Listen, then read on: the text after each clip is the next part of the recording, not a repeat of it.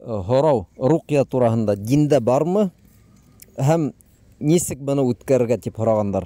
Беренчедән, Коръәндән аятлары һәм кайһы бер дугалар менән кешене давалайдар. Төрле авырулардан яки ен кагылыһы һәм башкаһы.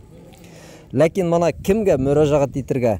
Мына бында кардәшләр бик хак булыгыз. Чөнки безнең заманда алдаксылар нык таралган. Кемгәлер барырга теләйһегез икән, 100 тапкыр тикшерегез. Шул кеше тураһында дөрес сөнни мусламаннар нимә дип әйтә? Дөрес укыймы? Коръәнде укый беләме? Белеме бармы?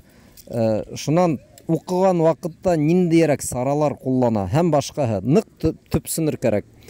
Мына әлеге вакытта ниндидер статистика әйтә алмайбыз. Әлбәттә, ихса статистика юк, ләкин 10 кешенең кай вакыт 8 я 9 алдаксы булып сыга дип әйтсәк, бәлки нык арттырмаспыз, кардәшләр. Бик белемле, Коръәнде яхшы белгән, руқияны дөрес китаптардан өйрәнгән кешегә барырга тырышыгыз. Ундай кешене табу, тагы бер әйтәм, бик еңел эш түгел. Тикшерегез.